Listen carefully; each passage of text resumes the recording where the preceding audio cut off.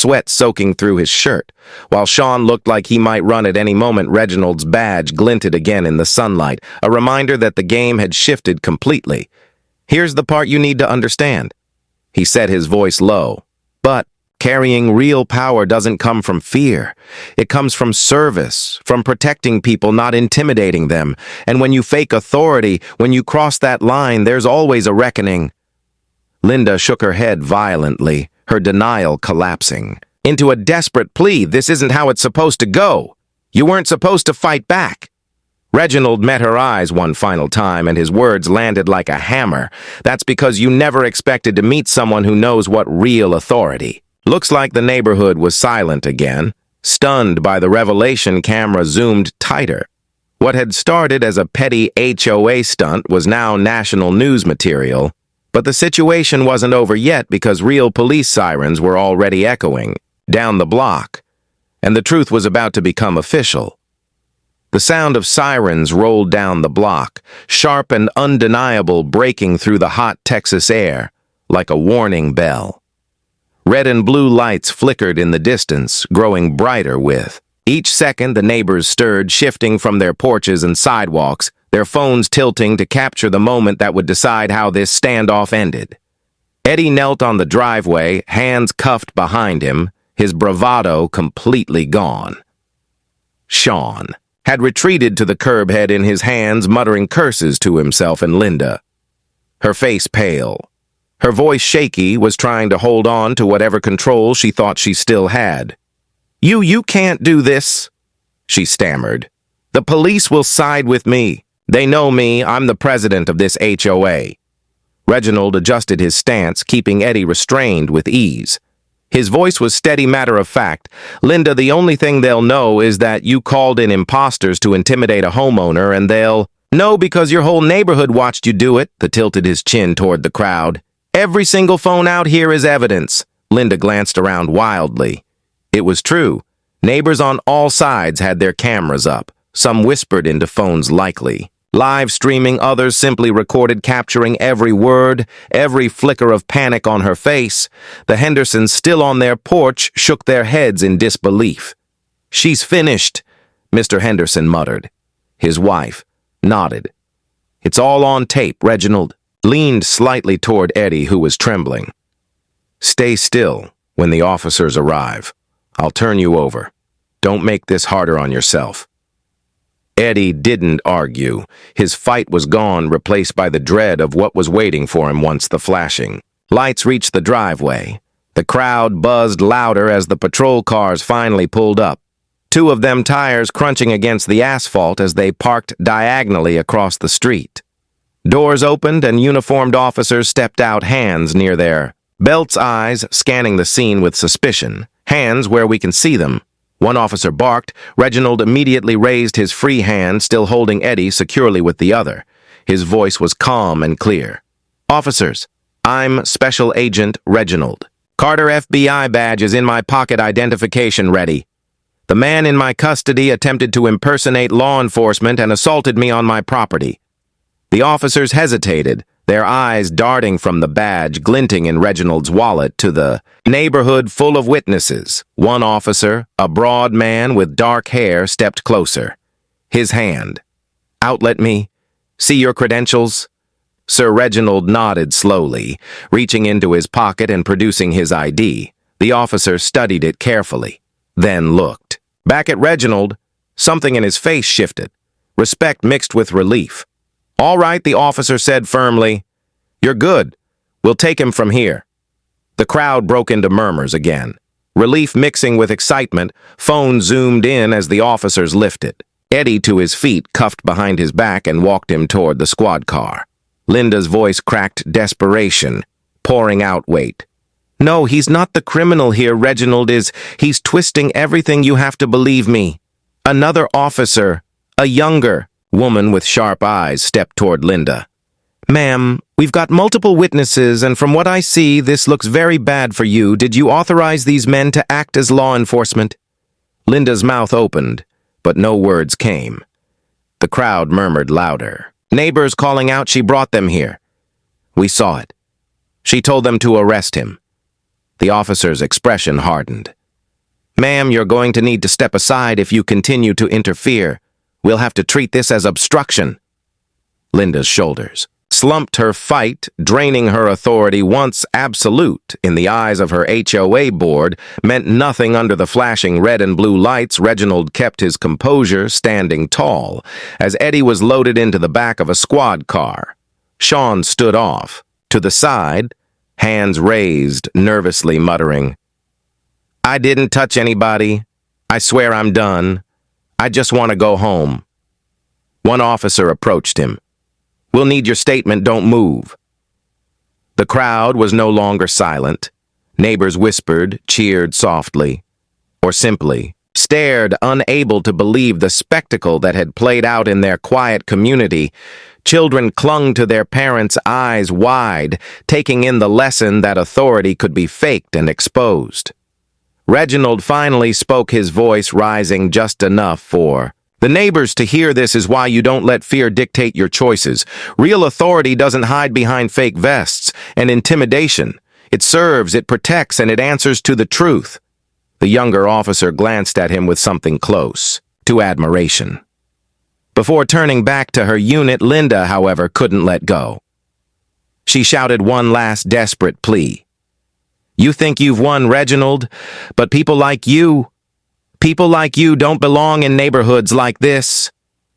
Gasps erupted from the crowd. Some voices shouted back immediately, "That's enough. We all heard you, Linda. You've lost every ounce of respect." Reginald didn't react with anger. He simply looked at her with quiet disappointment. "You just told everyone exactly who you are, and that'll stay with you longer than anything I could ever say." Phones captured her collapse, her neighbors turning away from her, shaking their heads, muttering under their breath. Linda, the once proud president of the HOA, now stood exposed, isolated, her authority shattered. But as Eddie sat in the back of the squad car and Sean prepared to give his statement, the fallout of Linda's actions was only beginning, and the neighborhood was about to reckon with the damage she had caused by the time both patrol cars were parked. And Eddie was sitting cuffed in the back of one. The neighborhood had transformed into something close to a courtroom. Neighbors clustered at the ends of their driveways, whispering, pointing, filming, their voices a mix of disbelief and satisfaction. The hum of squad radios crackled through the air, blending with the steady wail of a siren still winding down. Officer Ramirez, the broad-shouldered man who had taken Reginald's ID earlier, stood at the center of the scene, speaking in a low voice with his partner, Officer Green. Every so often their eyes flicked toward Linda, who was pacing like a caged animal, muttering under her breath and shaking her head.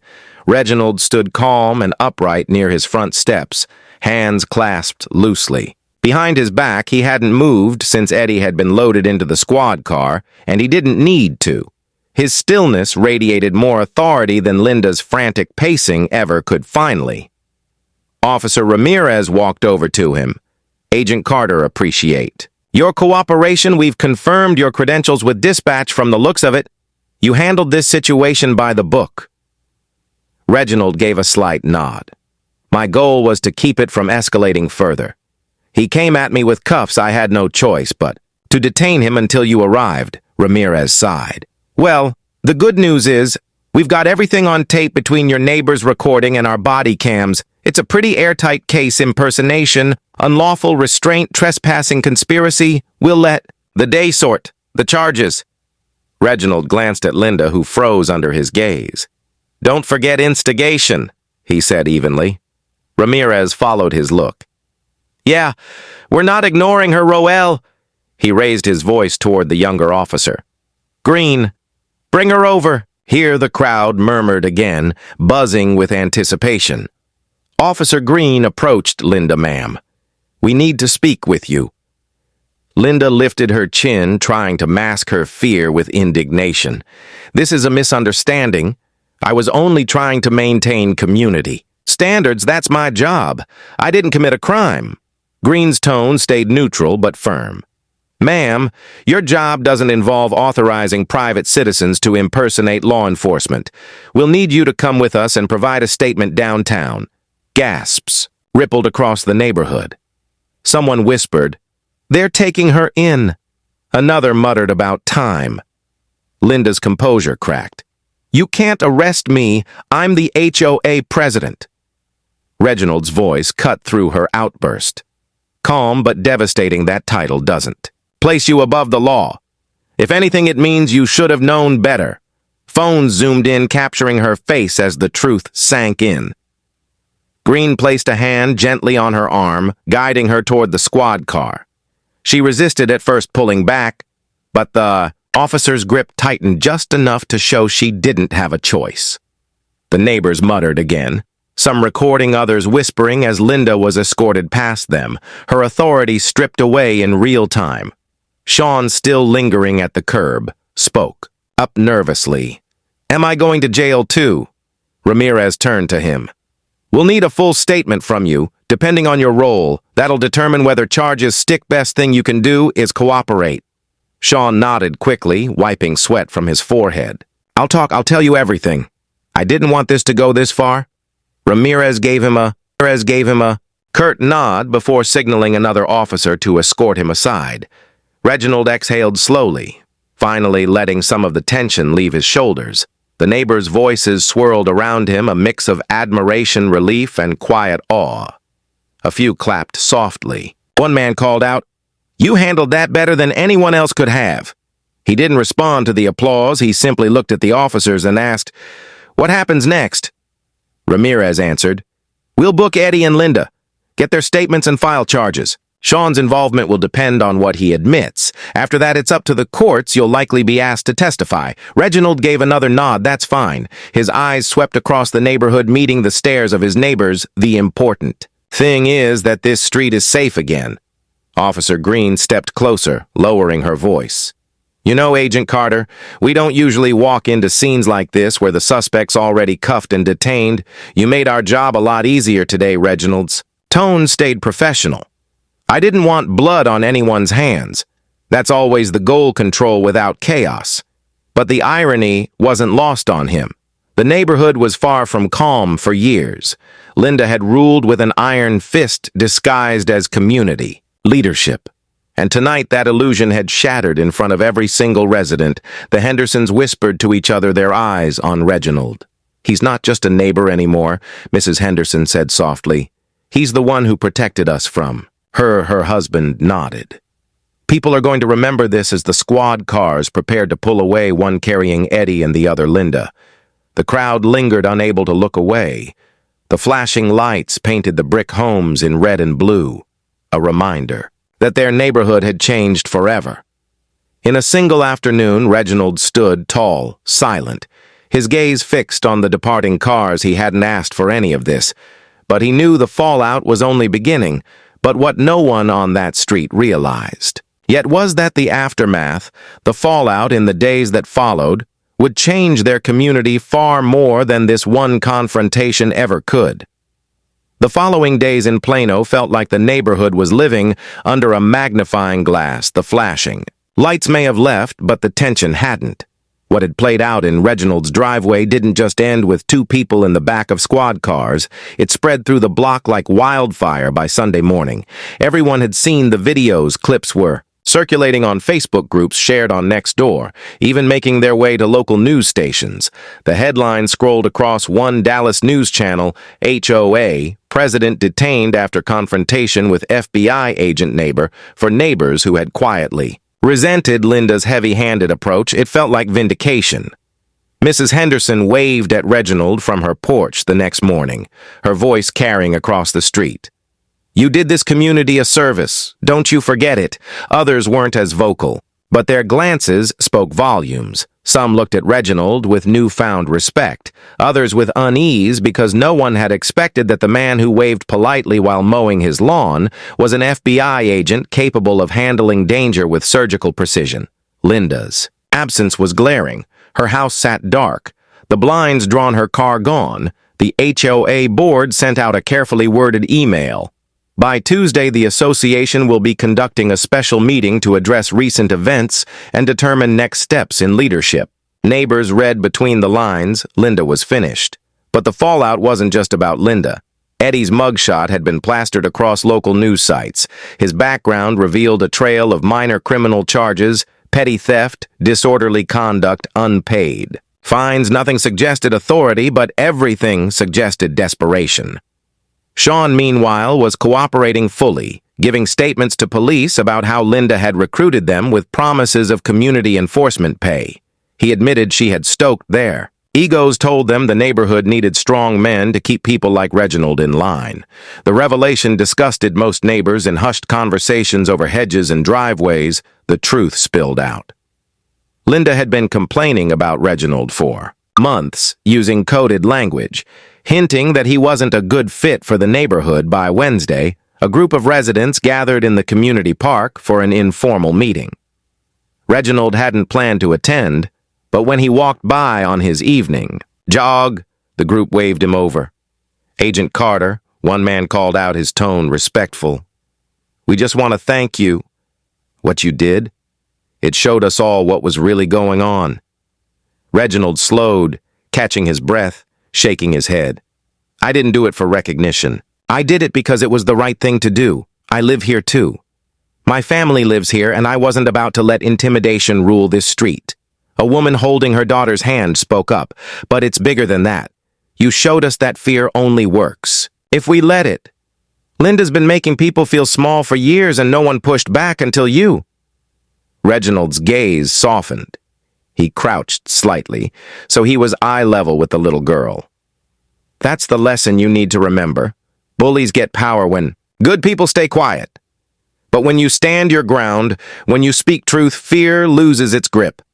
The girl smiled shyly, clutching her mother's hand tighter. Word of Reginald's role didn't stay local for long. By Friday, a national morning show picked up the story. The clip of him calmly showing his badge while holding Eddie restrained played on a loop, the anchor describing it as a moment where truth cut through false authority, but Reginald never leaned into the fame when a reporter stopped by his house for a comment he politely declined. "This isn't about me," he said. "It's about accountability. That's the story behind the cameras." However, he couldn't help but reflect on what it meant for years. His work at the Bureau had been about dismantling networks far larger and more dangerous than one overzealous HOA president, yet here, on his own street, he'd faced something just as corrosive: misused power, dressed up as leadership at the next HOA meeting.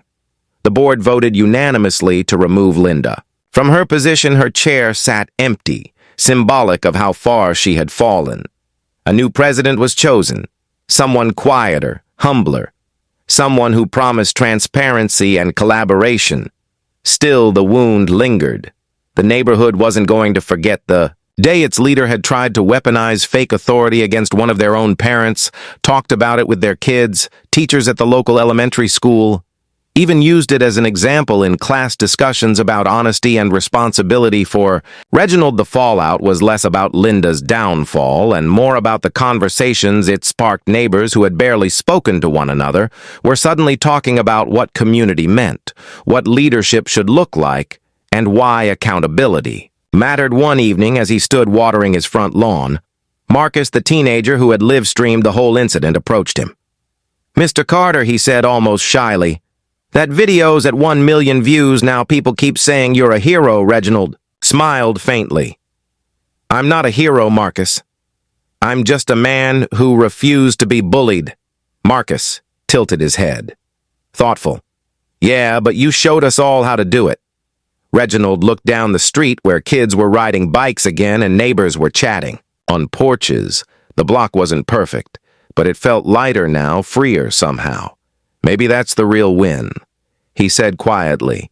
But even as peace returned to the street, Reginald knew there was still one more lesson to share: the kind of truth that could outlast any HOA rule or neighborhood feud. Saturday morning came again, 1 week after the confrontation that shook the neighborhood. The air was calmer, the lawns freshly cut, kids racing their bikes without parents peering nervously through blinds. Yet the echoes of that day still lingered every time someone passed Reginald's driveway. They glanced at it like it was a landmark, the place where truth stood taller than intimidation. Reginald himself kept his routine simple. He walked out with his morning coffee, leaned against the railing of his porch, and watched the block stir awake.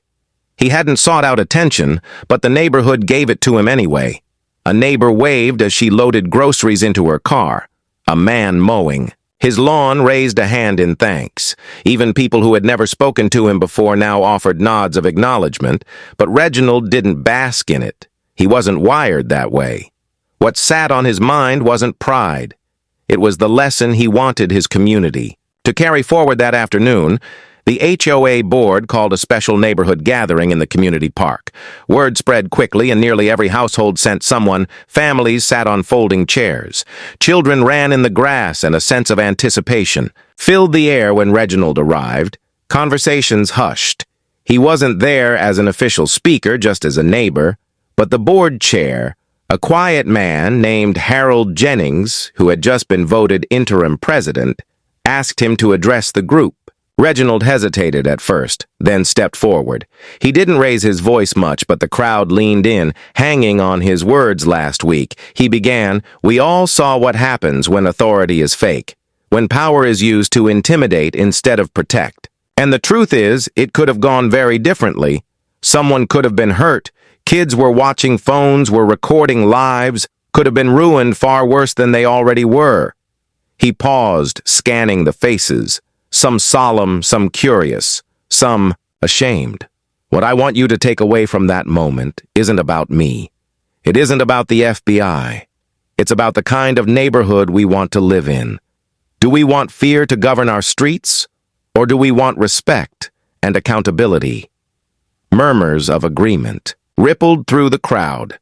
Reginald continued, "Leadership isn't about control. It's about service. And service means putting people first, even when it's inconvenient, even when you don't get credit. That's the difference between authority and arrogance." A hand shot up from the back. It was Mrs. Henderson, her voice strong despite her age. "Agent Carter, what should we do the next time someone tries something like this?" Reginald didn't hesitate. "Stand together, speak up, don't let fear isolate you." The reason those imposters had any chance at all was because they thought the neighborhood would stay silent. Silence is what bullies feed on. But when you speak truth, when you shine light on lies, the game ends. The crowd clapped softly, then louder as the message settled in. Parents nodded, whispering to their kids.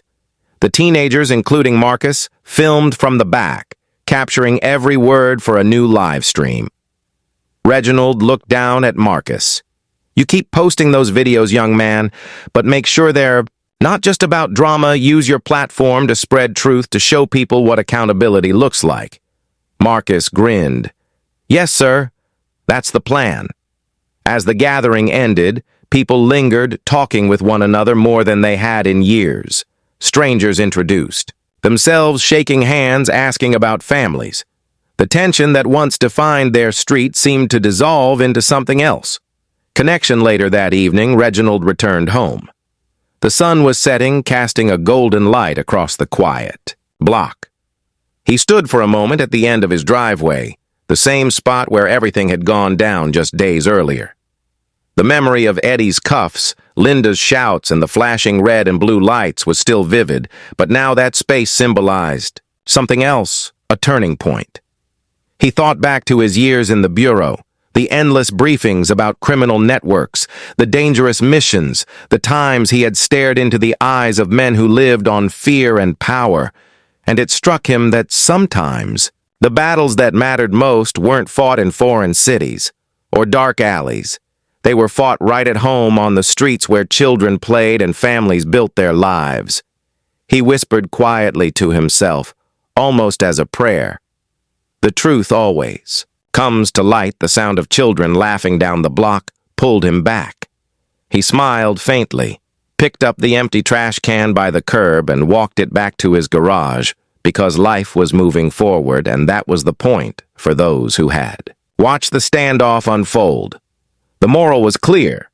Real power comes not from titles, intimidation, or fear, but from honesty, accountability, and the courage to stand firm when it matters most.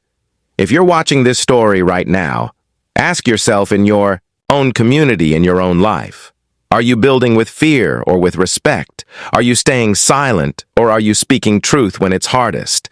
That's the choice each of us faces, whether we wear a badge or not. So if this story resonated with you, if it made you think about leadership, community, and the meaning of true authority, make sure to subscribe because stories like this remind us all. Sometimes the fight for justice happens right where we live.